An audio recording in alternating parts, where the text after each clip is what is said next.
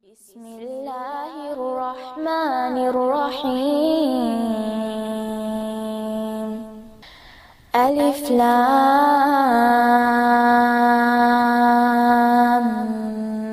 ميم تلك آيات الكتاب الحكيم هدى ورحمة للمحسنين الذين يقيمون الصلاة ويؤتون الزكاة. السلام عليكم ورحمة الله. ربنا لا تزغ قلوبنا بعد إذ هديتنا وهب لنا من لدنك رحمة إنك أنت الوهاب. இஸ்லாத்தில் இருக்கக்கூடிய 5 கடமைகள் அல்லது 5 தூண்கள் அப்படிங்கிறத பற்றி போன பதிவில் பார்த்துருந்தோம். அதில் 4வது கடமை ஜக்காத் அப்படின்னா என்ன, அது யார் கொடுக்கணும், எவ்வளோ கொடுக்கணும், யாருக்கு கொடுக்கணும், எப்போ கொடுக்கணும் அப்படிங்கிற விஷயங்கள் எல்லாத்தையும் இந்த பதிவில் இன்ஷா அல்லாஹ் நம்ம பார்க்கலாம்.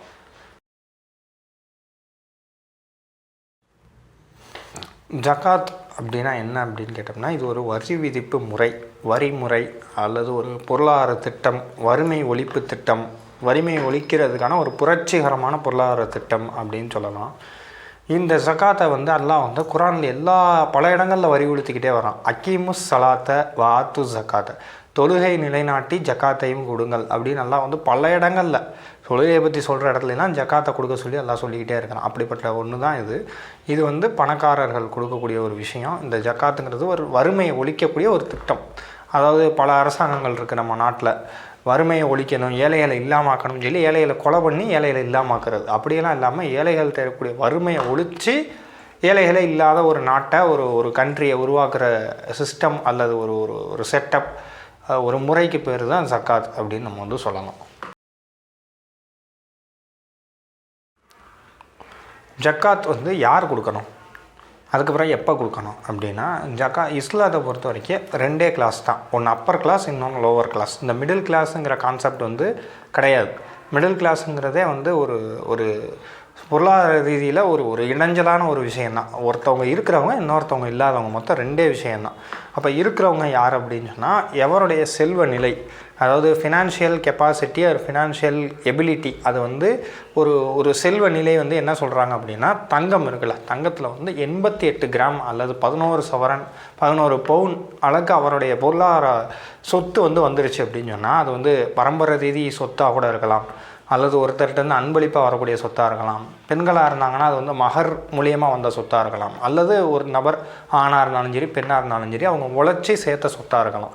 எந்த அளவுக்குனா அது 11 பவுன் அளவுக்கு தங்கமாவோ, அல்லது அதற்கிடையான ஒரு காசு, அல்லது அதுக்கிடையான ஒரு பொருளாதாரமாக இருக்கலாம். அதாவது ஒரு சொத்தாக இருக்கலாம், ஒரு காராக இருக்கலாம், ஒரு வீடாக இருக்கலாம், ஒரு வாட்சாக இருக்கலாம், அதுக்கு இணையான ஏதோ ஒரு விஷயம் அவங்களுக்கு சொத்தை, அவங்களுடைய ஓன் பொசஸிங், அதை அவங்க என்ன வேணால் செய்யலாம், விற்கலாம், வாங்கலாம், அதாவது அதை அழிக்கலாம் அப்படின்ற அளவுக்கு அவங்கக்கிட்ட பொசஷன் சேர்ந்துருச்சு அப்படின்னு சொன்னால், அவங்க அதுக்கப்புறமா அவங்க சம்பாதிக்கக்கூடிய அந்த விஷயம் சேர்ந்ததுக்கு ஃபஸ்ட்டு ஜக்காத்து கொடுத்துடணும்.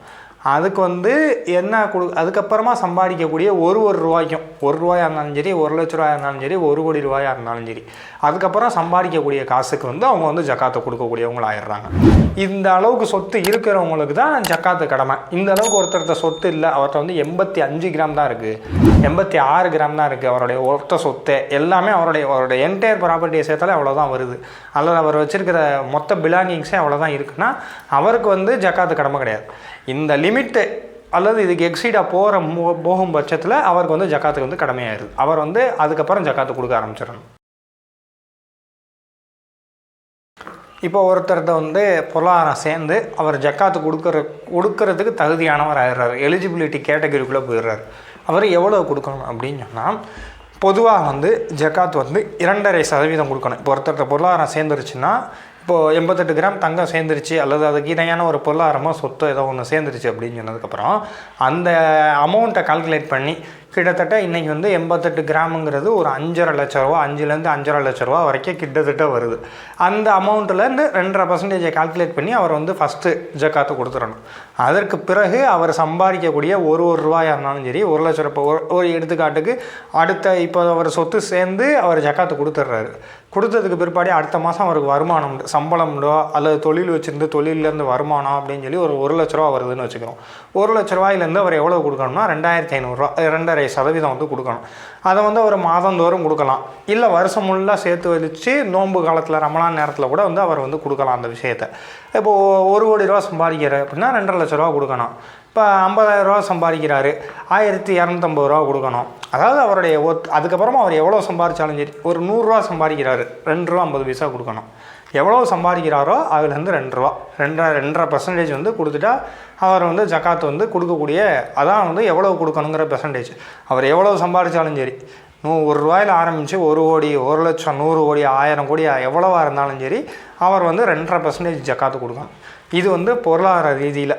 இப்போ வந்து ஒருத்தருக்கு வந்து ஃப்ரெஷ்ஷாக ஒரு பொருளாதாரம் வருது, ஒரு தங்கமாக ஒரு பரம்பரை சொத்தாக வருது, ஒரு 100 பவுன் வருது அப்படின்னு சொன்னால், முதல்ல வந்து அந்த பணத்துக்கு, அதாவது அந்த 100 பவுனுடைய நகையுடைய பணத்தை கணக்கிட்டு எவ்வளோ வருது அப்படிங்கிறத பார்த்து அதை தொகையாக கொடுக்கலாம். அல்லது 100 பவுனுலேருந்து 2.5 பவுன் வந்து இப்போ தங்கத்தை வந்து ஜக்காத்தாக கொடுக்கலாம். அது அவருடைய இஷ்டம். ஆனால் கணக்கு என்னென்னா 2.5%. அது வந்து தங்கமாகவும் கொடுக்கலாம் அல்லது காசாகவும் கொடுக்கலாம். இப்போ ஒரு கார் வாங்குகிறாங்க, பெரிய கார் வந்து அவருக்கு சொந்தமாக கிஃப்ட் ஆகுது அப்படின்னு சொன்னோம்னா, அந்த காரோடைய மதிப்பை கணக்கு பண்ணி அந்த கணக்குலேருந்து 2.5% ஒரு காசை எடுத்து அதை வந்து ஜக்காத்தாக கொடுத்துக்கலாம். இது வந்து வெளியேருந்து ஃப்ரெஷ்ஷாக வர்றதுக்கு. இவர் சம்பாரித்து அந்த பொருளாதாரத்துக்கு ஜக்காத்து கொடுத்துட்டாரு, அதுக்கப்புறமா அந்த காசு இருக்குது அப்படின்னு சொன்னால் அதை வச்சு இவர் என்ன வாங்கினாலும் அதுக்கு தனியாக ஜக்காத்து கொடுக்க தேவையில்லை. இப்போ எடுத்துக்காட்டுக்கு ஒரு 1 கோடி ரூபா ஒருத்தர் சம்பாதிக்கிறார், 2.5 கோடி ஜக்காத்து கொடுத்துட்றாரு, மிச்சம் 97.5 கோடி இருக்கும். அதை வச்சு அந்த பொருளாதாரத்துலேருந்து அவர் ஏதாவது ஒன்று வாங்குறாரு அப்படின்னு சொன்னால் அதுக்கு தனியாக ஜக்காத்து கொடுக்கணுங்கிற அவசியம் கிடையாது. எது வேணால் அழகான முறையில் அல்ல அனுபவிச்ச விஷயங்களை, காராக இருக்கட்டும், உயர்தர காராக இருக்கட்டும், வாட்சாக இருக்கட்டும், வீடு, காரு, பங்களா, தங்கம், வைரம் எது வேணால் வாங்கிக்கலாம். அதுக்கு எந்த விதமான ஒரு ஜக்காத்து தனியாக கொடுக்கணுங்கிறது இல்லை. அன்பளிப்பாவோ அல்லது இப்போ நான் இருக்கேன், என்னுடைய நண்பர் எனக்கு ஒரு பொருளாதாரத்தை ஒரு காரை வாங்கி கொடுக்குறாரு அப்படின்னு சொன்னால் காரோடைய மதிப்பை கணக்கிட்டு அதுலேருந்து 2.5% கொடுத்தா போதும், அவ்வளோதான். இது இல்லாமல் குறிப்பிட்ட சில விஷயங்களுக்கு இவ்வளோ ஜக்காத்து கொடுக்கணும்னு நபி ஸல்லல்லாஹு அலைஹி வஸல்லம் சொல்லியிருக்கிறாங்க. என்னென்னா இப்போ வந்து ஒருத்தர் ஆடு வச்சுருக்காரு, ஆடு வச்சுருக்கும் போது ஒரு 40 ஆடை வந்து அவர் வந்து பொசஸ் பண்ணுறாரு, ஓன் பண்ணுறாரு அப்படின்னு சொன்னால் 40 ஆட்டுக்கு ஒரு ஆடு ஜக்காத்து கொடுக்கணும். ஒரு ஆட்டு வியாபாரியாக இருக்கார், 30 ஆடு வச்சுக்கிட்டு அதன் மூலியமாக சம்பாரிச்சுக்கிட்டு இருக்காருன்னா நம்ம ஏற்கனவே சொன்ன மாதிரி அதுக்குரிய வருமானத்திற்குரிய சதவீதத்தை கணக்கிட்டு 2.5% கொடுக்கணும். அப்படி இல்லை, ஒருத்தர் 40 ஆடுக்கு சொந்தக்காரராக இருக்கிறாருங்கிற பட்சத்தில் ஒரு ஆடையோ அல்லது ஒரு ஆடுக்கு இணையான தொகையையோ ஜக்காத்தாக கொடுக்கணும். இது வந்து ஆடு வச்சுருக்கவங்களுக்கு. அது மாதிரி ஒட்டகம் வச்சுருக்காரு அப்படின்னு சொன்னோம்னா 5 ஒட்டகம் வந்து அவர் சொந்தமாக்கிட்டாரு, 5 ஒட்டகத்தோட சொந்தக்காரராகிறாரு அப்படின்னு சொன்னால் ஒரு ஒட்டகத்தையோ அல்லது ஒரு ஒட்டகத்திற்கு நிகரான பொருளாதார தொகையையோ அவர் வந்து ஜக்காத்தாக செலுத்தணும். இது அல்லாமல் ஒருத்தர்கிட்ட விளைநிலம் இருக்குது, அதுவாக விளைஞ்சு வருது, அதை எடுத்து இவர் வந்து வியாபாரம் பண்ணி காசு சம்பாதிக்கிறாரு அப்படின்னு சொன்னால் அதுக்கு வந்து 10% ஜக்காத்து கொடுக்கணும். அல்ல இவராக ஒரு தண்ணியை பாய்ச்சுறாரு, ஒரு களை எடுக்கிறாரு, ஏதோ ஒரு ஒர்க் பண்ணுறாரு, அதன் மூலயமா ஒரு விளைச்சல் ஏற்பட்டு அதை வியாபாரம் பண்ணி இவருக்கு ஒரு வருமானம் வருதுன்னா 5% ஜக்காத்து கொடுக்கணும். இது இல்லாமல் அவருக்கு வந்து ஒரு புதையல் கிடைக்கிது அப்படின்னு சொன்னோம்னா புதையல்லேருந்து எவ்வளோ புதையல் கிடச்சிச்சோ அதுலேருந்து 20% ஜக்காத்து கொடுக்கணும். அல்லது அதோடைய தொகையை கணக்கிட்டு 20% வந்து ஜக்காத்தாக கொடுத்துடணும். இது வந்து ஜக்காத்து இருக்கக்கூடிய குறிப்பிட்ட சில விஷயங்களுக்கு ஜக்காத்தாக சொல்லப்பட்டது.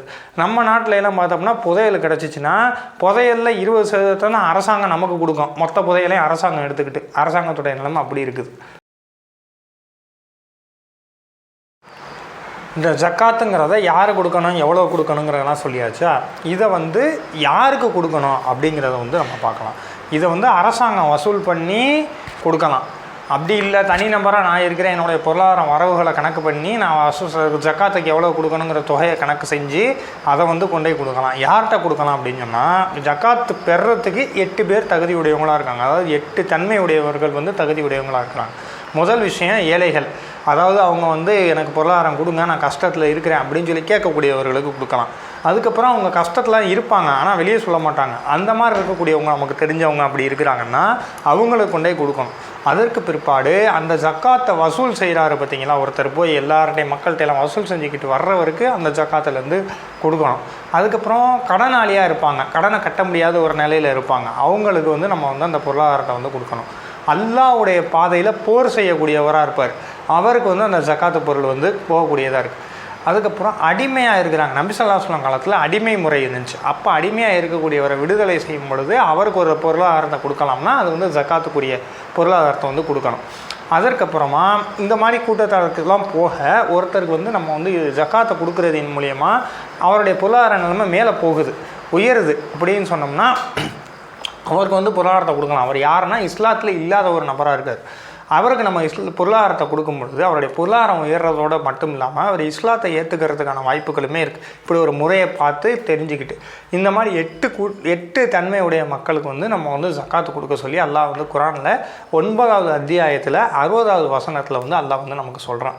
அதனால் அல்லாஹ் நமக்கு கடமையாக்கி இருக்கக்கூடிய ஜக்காத்தை கொடுக்கக்கூடிய நல்ல மக்களாக அல்லாஹ் வந்து உங்களையும் என்னையும் ஆக்குவான் என்று கூறி என்னுடைய உரையை முடிச்சுக்கிறேன். அஸ்ஸலாமு அலைக்கும் வரஹ்மத்துல்லாஹ்.